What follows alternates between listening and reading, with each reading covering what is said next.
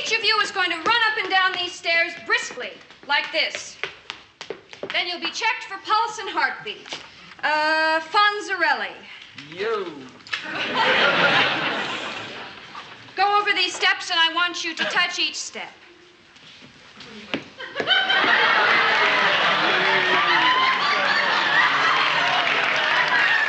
For a generation, Happy Days brought 1950s nostalgia into millions of living rooms every week. But even the most devoted fans missed some of the show's strangest truths and unsung moments. Here come 15 of the weirdest Happy Days facts you probably never heard, counting down to the wildest surprise. Number 1. The cast sneaked real call-ins into the outro credits. Let's go back to Milwaukee in 1974, when Happy Days ruled Tuesday nights, and Richie, Fonzie, and the gang were everyone's fantasy neighbors. Every week, the credits rolled over zippy theme music, but a few sharp-eared fans caught something odd. The cast cheerfully rattling off phone numbers tied to fake local ads. What most didn't know was that these were real numbers staffed by the production crew. Viewers, thinking they might chat with the Fonz or get some advice from Howard Cunningham, called in by the thousands. The ABC studio phones lit up like a Christmas tree, leaving flustered assistants to field questions meant for fictional characters. It all became a cheeky inside joke and a slice of TV legend, one that blurred the line between the show's bubblegum nostalgia and the real world tuning in. As the laughter faded, those spontaneous moments became part of what gave Happy Days its lasting charm, reminding audiences that sometimes the magic of television spills into real life. Next time, we dig even deeper into the quirks behind America's favorite retro sitcom. Number 2. A lost first pilot with a different cast. Imagine sitting down to watch a show and realizing the faces just aren't quite the ones you remember. Long before Richie Cunningham and his Milwaukee crew became household names, Ron Howard and Marion Ross filmed a very different version of Happy Days. In 1972, the pilot was made under the working title Love and the Television Set, introducing viewers to a family that didn't look or sound exactly like the one we'd fall in love with 2 years later. This first attempt never made it straight to series. Instead, it was tucked into an episode of the anthology Love American Style, where it quietly tested the waters. Some character names and even the essence of the Cunningham family were reimagined before ABC gave Happy Days its proper spotlight in 1974. You can still sense the shimmer of what might have been in those opening moments, proof that TV magic sometimes starts with a swing and a miss. The echoes of that test run linger, reminding us how close we came to meeting a completely different set of Happy Days. Number 3. Arthur Fonzarelli was not supposed to be the star. It's almost impossible to picture Happy Days without the cool confidence of the Fonz, but the show's original scripts barely gave him a chance to shine. At first, Arthur Fonzarelli was just a small supporting role, just another guy in leather, meant to hang out in the background of Richie Cunningham's adventures. But as soon as those first episodes aired in 1974, viewers latched onto his sly smile and effortless catchphrases. Producers quickly took notice. The writers expanded Fonzie's role, giving him more screen time and letting actor Henry Winkler's improv talent run wild. Winkler brought a gentle vulnerability beneath the swagger, transforming Fonzie into one of television's most beloved rebels. By the end of the first season, the Fonz was jumping motorcycles and hearts alike. With his iconic "aye" and signature thumbs up, Fonzie became a pop culture force, spinning off into lunchboxes, comic books, even Saturday morning cartoons. It's a classic reminder. Sometimes the sidekick steals the whole show. And as the jukebox lights flicker, you realize Happy Days would never feel the same without him. Number 4. Tom Bosley fought for the family dynamic. Amid the jukebox glow and leather jackets of Happy Days, it was Tom Bosley who insisted on keeping the Cunningham household authentic. As Howard Cunningham, Bosley became America's favorite TV dad starting in 1974.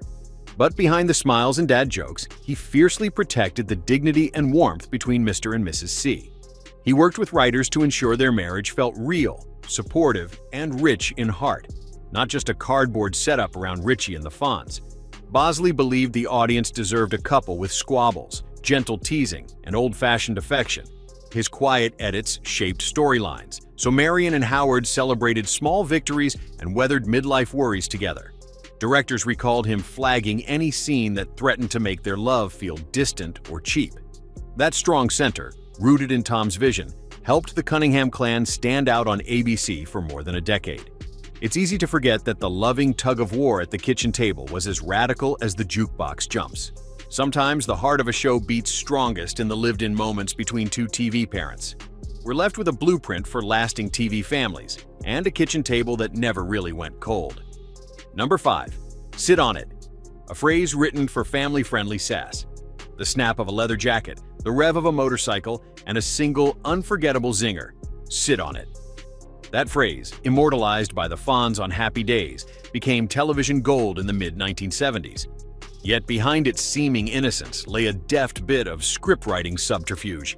Back in 1974, network censors watched every word, anxious to uphold good, clean fun, especially during prime time on ABC. The writers needed a phrase that let the Fonz keep his signature swagger without crossing a line. Sit on it was their sly answer, a G-rated dismissal that packed attitude but kept families at ease. Overnight, it wasn't just the cool kids on Happy Days who tossed it around. Soon, lunchrooms echoed with those 3 saucy words. The catchphrase changed how TV writers snuck in attitude, setting the stage for future sitcom banter. The next time you hear a clever put-down, remember, it takes creativity to sass and still stay sweet. Let's see what other surprises the Happy Days crew cooked up. Let's pause for a second. Did you ever try to work sit on it into playground banter? Or have your parents ever told you to keep it clean like the Fonz? Drop your favorite family-friendly put-down in the comments. Number 6. Pinky Tuscadero was written out abruptly. Motorcycles roaring, jukeboxes flashing. Suddenly, Pinky Tuscadero bursts onto the scene in Season 4 of Happy Days. Played by Roz Kelly, Pinky was hyped as Fonzie's ultimate match. Fiery, fearless, just as cool in a leather jacket. Fans in 1976 saw her as the new Queen of Arnold's, and the season opener, Fearless Fonzarelli, made it clear she was meant for big things. But almost as soon as Pinky's story began, it was over. Off-screen, creative tensions clashed between Kelly and the producers, leading to fast rewrites and an abrupt exit. Viewers expecting a season of Fonzie and Pinky romance instead watched her disappear without warning, her name barely whispered again. The promise of Pinky Tuscadero showed how fast TV legends could rise and fade, and how what happens behind the scenes changes everything on the screen. As jukebox lights flicker, we move on to the next chapter, where surprises still wait around the corner. Number 7. Joanie and Chachi dated off-screen too. On-screen sparks can be pure TV magic, but sometimes they come from a much more personal place. Aaron Moran and Scott Baio, who played teen sweethearts Joanie Cunningham and Chachi Arcola on Happy Days, shared a real-life romance that started while filming the iconic sitcom. Their budding off-screen relationship didn't go unnoticed. Producers, sensing the sizzling chemistry between the two young actors, decided it was too good not to capitalize on. In 1982, the pair landed their own spin-off, Joanie Loves Chachi, a show hinging entirely on their tangible connection. While their romance didn't last forever, like so many high school loves, their genuine affection still shines through every episode they share. Television history is dotted with these reel-to-reel love stories, and for a moment, Joanie and Chachi's bond blurred fantasy and reality in the most delightful way. You almost can picture the studio audience cooing with every lingering glance. Sometimes what happens behind the scenes leaves an indelible print on what we remember most. Get ready for the next quirky twist that kept Happy Days fans guessing. Number 8. Fonz's bathroom was an actual set piece. Happy Days brought viewers to the true heart of mid-century cool, Arnold's Drive-In. But if you look closer, the bathroom in that neon-lit eatery became more than just a quirky backdrop. It was Fonzie's unofficial headquarters. The writers loved using this unexpected spot for private heart-to-hearts between Fonzie and Richie. On a show best known for jukebox jams and milkshakes, that little tiled bathroom offered up real, character-driven moments that gave Henry Winkler's Fonz a place to dole out advice, swap secrets, and remind us he was more than just the king of the leather jacket. Week after week from 1974, it lent a raw authenticity to Fonzie's world, never staged, always a bit gritty with echoes of high school confessions and heartfelt reconciliations. In many ways, that oddball set turned Arnold's into so much more than a burger joint. It gave the Fonz a home base. Next time you picture Happy Days, look past the booths. The story's pulse beat loudly behind that swinging door, keeping fans tuning in long after the music faded. Number 9. Robin Williams' big break as Mork from Mork. There was an electric spark in the air the night Robin Williams stepped onto the Happy Days set in 1978. Viewers expected a quirky episode, but instead, they watched TV history in the making. Williams, still an unknown comic, played Mork, an alien from the planet Ork sent to study life on Earth. With his wild improv, unpredictable gags, and that famous Nanu Nanu handshake, he left the seasoned cast, Henry Winkler among them, totally speechless. Audiences loved every second. Producer Garry Marshall quickly saw Williams' raw genius, and within months, Mork and Mindy was born, blasting off as a new spin-off in the fall of 1978. It wasn't just the birth of a beloved character. It was the moment Robin Williams' meteoric career took flight. The world met an alien, but Hollywood uncovered a star. That blend of zany humor and lightning-paced wit changed the vibe of sitcoms in the late 70s, opening doors for stranger, riskier comedy. Next up, let's see just how far a sitcom could stretch reality and still keep us laughing. Number 10. Happy Days. Few TV shows capture pure Americana the way Happy Days did. But here's a detail even longtime fans might miss. The earliest seasons opened to Bill Haley's Rock Around the Clock, instantly dropping you into a jukebox-lit 1950s Milwaukee. The needle scratched in 1976 as ABC swapped in a custom tune, one they didn't have to repeatedly license.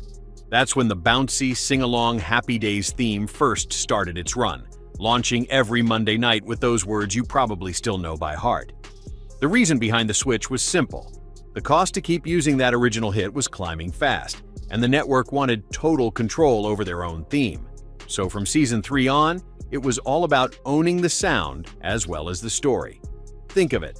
Millions of viewers grew up believing that gleaming anthem always belonged to the show. But the real beginning, like so much TV history, was shaped not just by nostalgia, but by contracts and clever pivots. The jukebox keeps spinning, but the song had to change to keep the good times rolling. Number 11. Fonzie's water skiing. The origin of jumping the shark. Picture it. Sun on the water, the roar of a speedboat, and the Fonz, leather jacket and all strapped onto water skis, staring down a shark. In September 1977, Happy Days delivered the now legendary moment where Arthur Fonzarelli takes a dare and jumps over a live shark off the California coast.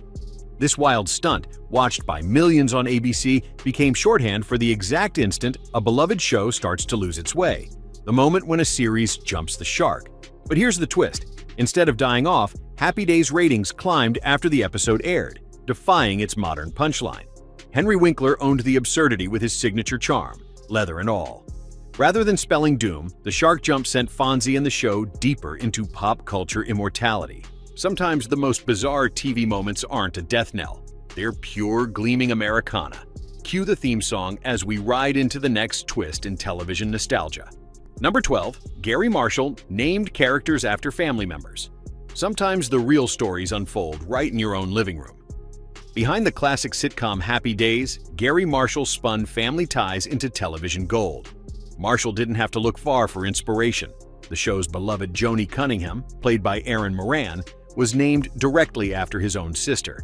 Even fun-loving Potsy's name traces back to a quirky friend from Garry's childhood, affectionately dubbed for his pot shard crafting mishaps. Every time you heard Richie call out to Joanie or saw Potsy's infectious grin, what you were really witnessing was a loving nod to Marshall's formative years in the Bronx.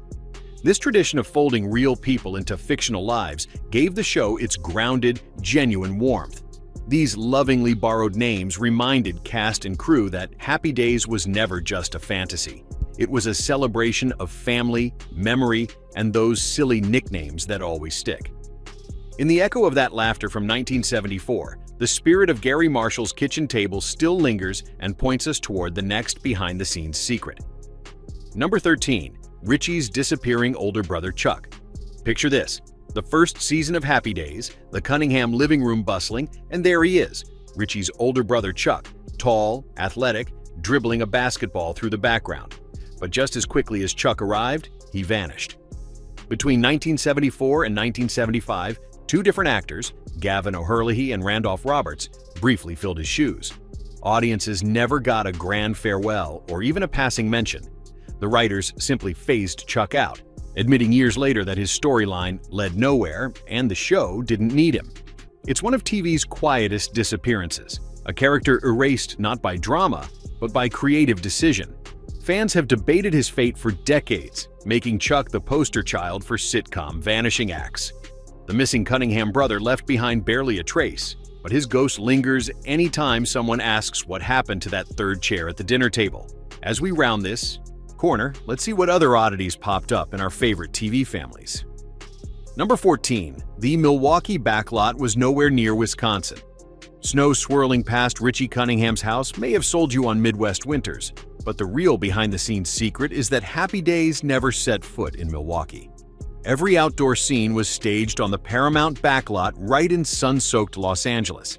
No icy winds, no bumpy Midwestern sidewalks, just California sunshine cleverly blocked out by set designers. When scripts called for a Christmas feel, the crew sprinkled potato flakes to conjure falling snow. If you watch closely, you'll even catch glimpses of palm trees, a sly hint that Wisconsin was only make-believe. The magic of 1974 television meant tricking millions into believing Fonzie's hangout was thousands of miles away from the Hollywood Hills. It's a masterclass in old-school movie magic, transforming a stretch of studio pavement into America's Dairyland year after year. The next time you replay the theme song, see if you don't spot a palm leaf sneaking in. It's a gentle reminder that sometimes the best nostalgia is spun from a healthy dose of crafty illusion. Number 15. The Fonz's leather jacket was once banned. Before Arthur Fonzarelli became the ultimate cool cat in his iconic leather jacket, Fonzie's look was surprisingly tame. When Happy Days first hit ABC in 1974, network executives worried that a leather jacket looked too rough and rebellious for wholesome family television. So, for every episode of the first season, Henry Winkler's Fonzie sported a simple tan windbreaker, a far cry from the tough guy image we remember today. It wasn't until producers cleverly argued that leather was a safety necessity for Fonzie while riding his motorcycle that ABC finally gave in. Once Winkler zipped into that slick black jacket, a legend was born, and cool had a new definition for America's living rooms. The leather jacket would go on to be displayed at the Smithsonian, a testament to its cultural impact. Sometimes the details that almost didn't make it are the ones we cherish most. Next, we'll rediscover more gems hidden in television's sentimental scrapbook. Let's pause for a second. Did you ever try to pull off a leather jacket like the Fonz? Or maybe imitate another TV trend? What look or fad from classic TV would you bring back if you could? Tell us below.